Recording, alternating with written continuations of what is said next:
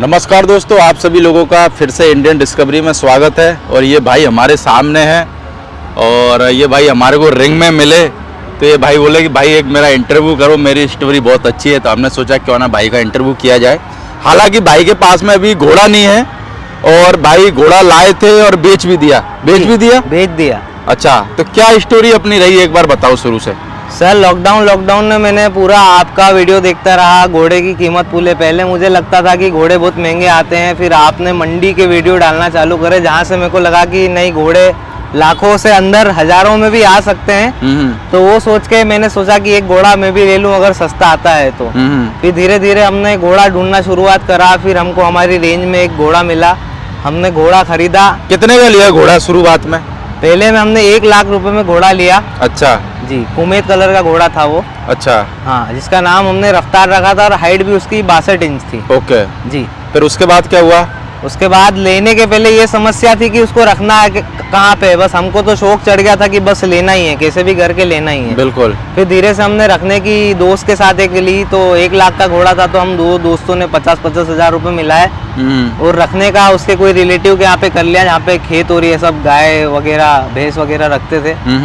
फिर उसके बाद हम जैसे तैसे घोड़ा लिया है, महीना 2 महीना हुआ। उसके बाद एक एक्सीडेंट भी हो गया, आप देख सकते हैं मेरे सिर पे लगा है। एक्सीडेंट कैसे हो गया था? घोड़े का पैर खराब हुआ था और मैं उसको पैदल हाथ में ले जा रहा था और एक किसी ने आके घोड़े के पीछे से 2 पैर में गाड़ी डाल दी। अच्छा। तो घोड़ा कम से कम मेरे को 100 से 200 किलोमीटर तक घीस के ले गया। अच्छा। मुझे डर था कि आगे पीछे आने वाले कोई वाहन में आके घोड़ा जाके घुस न जाए, तो थोड़ा नहीं तो हमको महंगा पड़ जाता। फिर घर पे घर वालों ने सपोर्ट किया पैसों के लिए कि खुद ही के पैसों से कहीं जुगाड़ हुआ? हमारे इसमें मेन चीज तो ये थी कि घर पे बिल्कुल पता ही नहीं था कि मैं घोड़ा लेकर आ गया हूँ।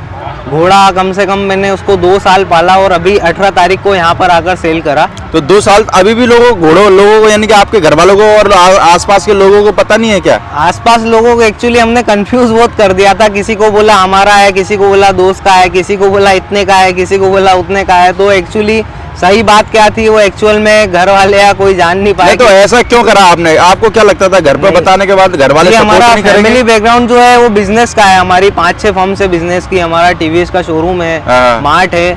तो ये सिलसिले में अगर किसान फैमिली से हम बिलोंग करते तो बिल्कुल मैं घर पे बताता। इस कारण से मैंने घर पे नहीं बताया क्योंकि घर वाले बिल्कुल सपोर्ट नहीं करेंगे और एनिमल से मेरे को बचपन से प्यार है और ये भी पता था कि घर वाले अलाउड नहीं करेंगे, इसलिए मैंने सोचा बताओ ही मत, अपना शौक करो और शौक करके इसको फटाफट सेल कर दो।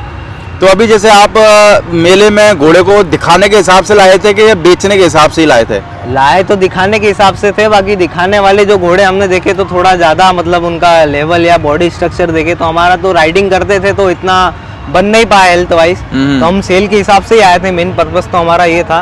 तो अभी घोड़ा कितने में सेल कर दिया? 1,25,000 में सेल हुआ 2 साल रखने के बाद। हालांकि खर्चा जोड़ा जाए तो बहुत महंगा हो जाता, बाकी हम शौक के हिसाब से लाए थे। नहीं तो आप क्या लेके आने वाले हो फिर? अब हमारा प्लानिंग तो नुकरे बच्चे का है कि नुकरा बच्चा मतलब बहुत जल्दी अभी तो सेल कर दिया तो थोड़ा अजीब सा भी लग रहा है। घोड़े की याद भी आ रही है रफ्तार की।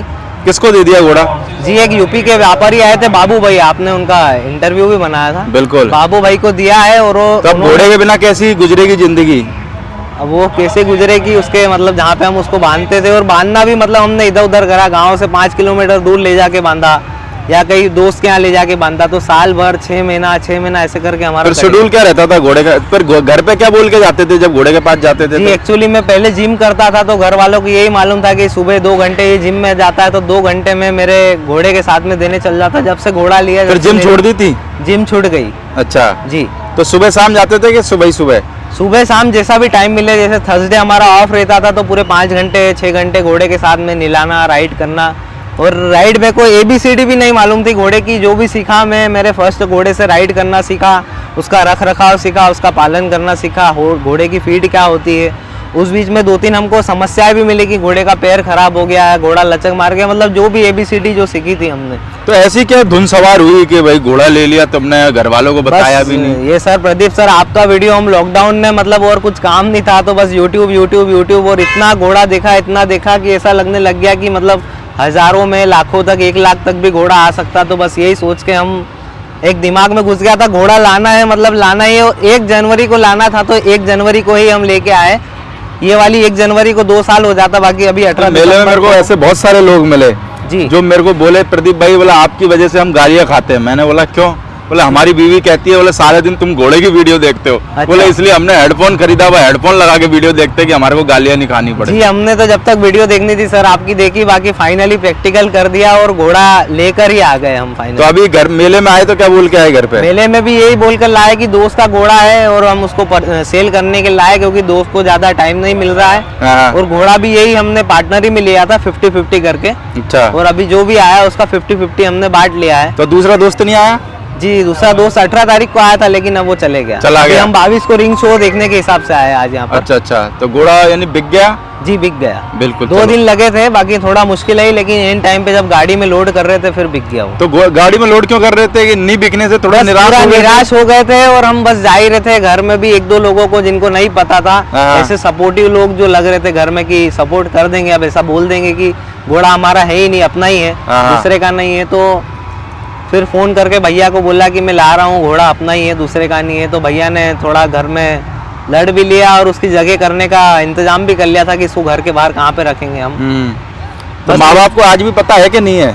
जी, मेरी मम्मी को तो पता था 2 साल से, लेकिन पापा को जब मैं सेल करने लाया था उसके 1 दिन पहले मेरी मम्मी ने बताया कि ये सेल करने के लिए पापा थोड़ा गुस्से में हैवी है क्या?